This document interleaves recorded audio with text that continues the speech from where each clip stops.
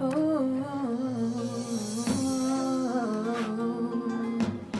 suis donc maître Abibatou Samb, avocate au barreau de Paris. Je suis également la présidente fondatrice de l'association Vivre pour faire sourire, qui est une association qui a été créée par des ressortissants sénégalais qui vivent à l'étranger. La loi sénégalaise, comme je l'ai indiqué précédemment, incrimine le viol. C'est sanctionné. Mais avant d'en arriver aux sanctions, il est quand même important de savoir qu'est-ce qu'on entend par viol. C'est une infraction qui est définie par le Code pénal. Et le Code pénal, dans son article 320, nous dit que le viol est tout acte de pénétration commis sur la personne d'autrui par violence, contrainte, menace, surprise. Donc à partir de là, on ne nous dit pas, et ça je tenais à le préciser, que les rapports charnels sont interdits, pas du tout. Mais c'est cette violence, ces circonstances dans lesquelles ce rapport se fait, qui est définitivement condamnée par la loi pénale. Donc le viol a toujours existé. C'est un événement de société qui existe. Seulement, sa gestion par le droit a évolué avec le temps. Dans la législation sénégalaise, pendant plusieurs années, plusieurs décennies, le viol était vu comme étant un délit. C'est-à-dire qu'il y avait un traitement qui était quasi similaire au traitement d'une infraction au code de la route. C'était un délit. Et ce délit a progressivement avancé vers un crime. Et c'est une évolution toute récente, puisque ça date de 2020. La loi, elle a été votée le 30 décembre 2019, mais le décret d'application a été pris le 10 janvier 2020.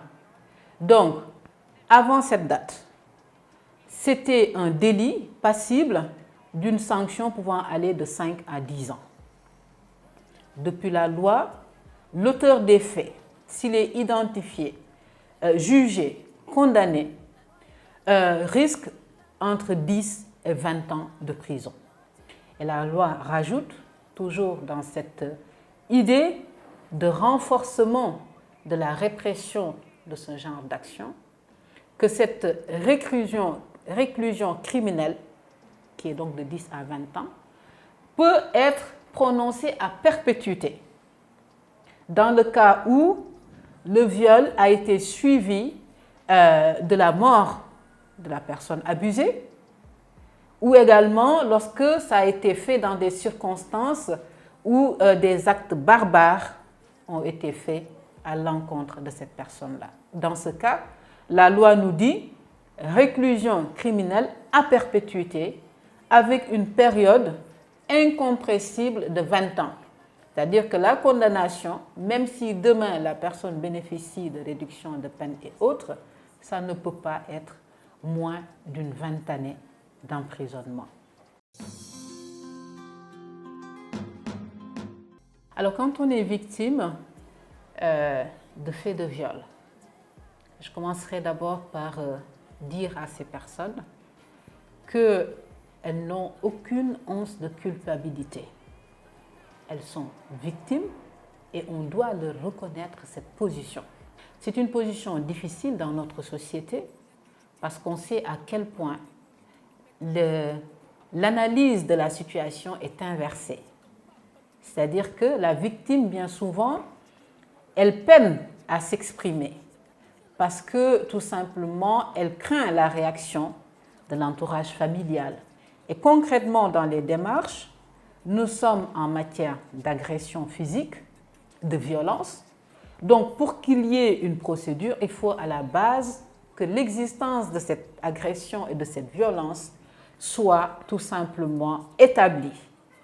Donc la première démarche à faire, c'est d'aller voir un professionnel de santé qui va analyser la victime. Si elle est majeure, elle peut y aller toute seule, se faire accompagner éventuellement des amis ou des membres de la famille. Si c'est un enfant mineur, dans ce cas, il est important, pour ne pas dire essentiel, que ce soit l'entourage familial, les parents, le représentant familial qui puisse l'accompagner pour aller voir un médecin. Ça, c'est la première phase, la phase de constatation. Après cette phase, il faut déposer plainte. Voilà, ça peut s'inverser ou s'invertir parce qu'on peut aller voir la police ou la gendarmerie et que finalement, cela ordonne tout simplement que la personne soit vue par un médecin pour justement voir si les choses s'établissent. Et se préparer à supporter à la fois une procédure judiciaire, mais également le jugement que notre société peut porter sur une femme. Et ça, je crois que c'est le fond du problème. Nous vivons dans une société où les victimes de viol parlent. C'est vrai que l'analyse de la société peut être difficile à supporter, mais il faut que l'entourage familial puisse accompagner pour que la personne puisse tout simplement avoir la parole libre et qu'elle puisse s'exprimer par rapport aux faits qu'elle aura subis.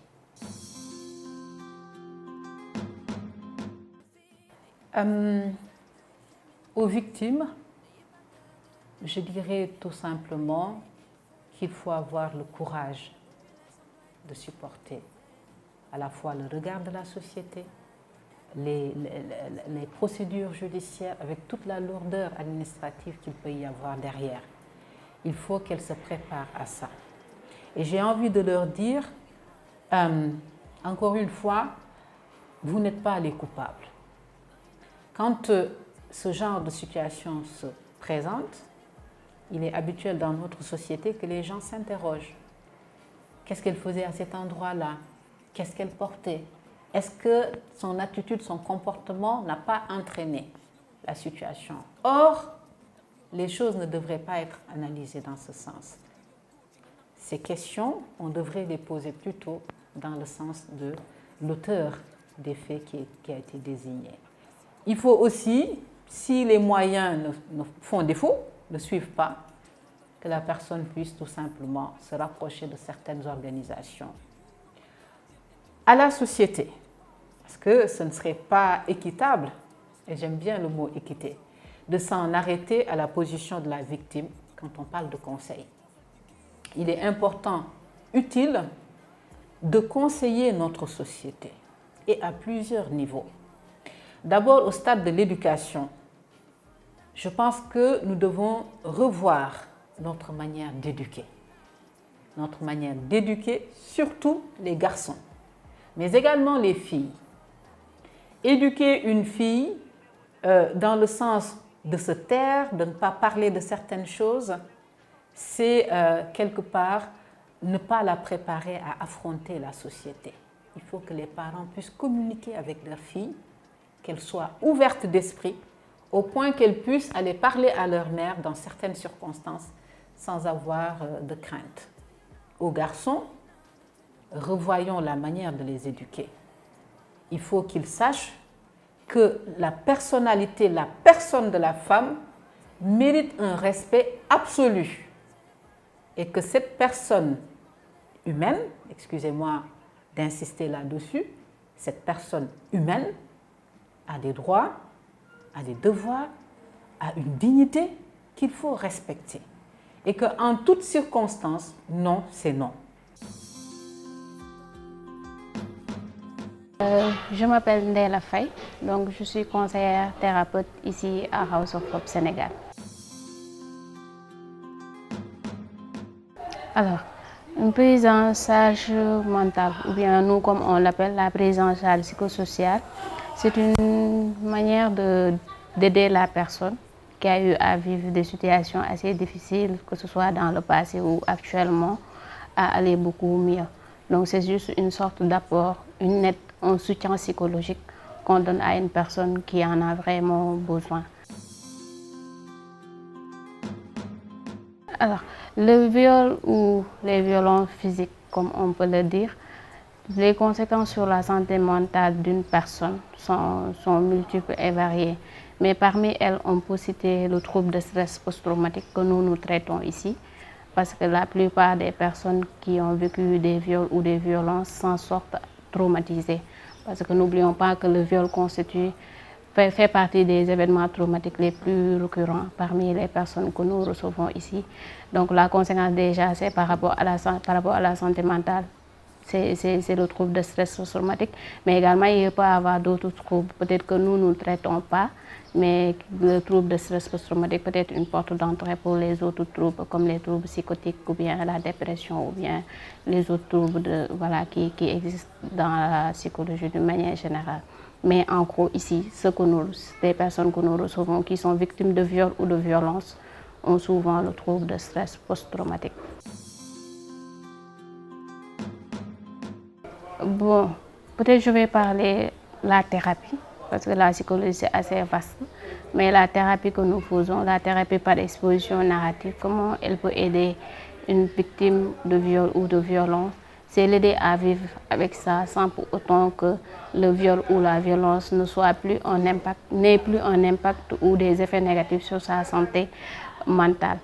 Parce que bon, comment en essayant, parce que la thérapie en fait sa base c'est pas pour essayer d'aider la personne à oublier, on précise, mais au moins de vivre avec cela pour que cette personne, si elle avait une vie heureuse, qu'elle continue à l'avoir, si elle travaillait avant le viol ou ces violences, qu'elle continue toujours à vivre ça ou bien à travailler comme il se devait, s'il vivait dans un environnement familial où elle était bien, elle était en contact toujours avec les gens, qu'elle parvienne à revivre la même chose. Donc c'est une manière pour nous d'aider la personne à vivre avec ça sans pour autant que cette chose ait des effets négatifs actuellement sur sa santé mentale. Donc l'objectif de la psychologie c'est vraiment d'aider la personne à vivre avec ça, mais pas pour que la personne oublie. Voilà, par exemple, une personne qui a eu à vivre le viol, parmi les symptômes qui démontrent que ce viol a eu un impact sur sa santé mentale, ça peut être les souvenirs intrusifs. Par exemple, le fait que cette personne qui aujourd'hui, après avoir vécu son viol, peut-être il y a des années ou bien des mois, aujourd'hui ses souvenirs viennent le hanter. Qu'elle veuille penser au viol ou pas, ses souvenirs lui reviennent. En dehors de ça également, il y a les cauchemars. Par exemple, en dormant, souvent, il a des cauchemars liés à ces viols ou ces violences qu'il a eu à vivre. Également, ça peut le pousser à éviter certaines situations, certains lieux qui peut-être avant le viol, elle n'évitait pas, mais parce que c'est en rapport avec ce viol qu'elle l'évite. Ça peut également le pousser à avoir une mauvaise opinion de soi-même ou des autres. Par exemple, il peut se dire que toutes les personnes sont mauvaises, je suis une personne faible. Des choses comme ça, mais également ça peut le pousser à avoir des réactions de sursaut exagérées ou bien à être beaucoup plus agressif qu'il ne l'était. Donc en gros, d'une manière générale, on peut citer ce genre de symptômes, mais également il peut le pousser à avoir un certain détachement, que ce soit avec la société ou bien c'est les personnes avec qui il avait l'habitude de vivre. Donc en résumé, on peut dire qu'on peut parler de ces symptômes.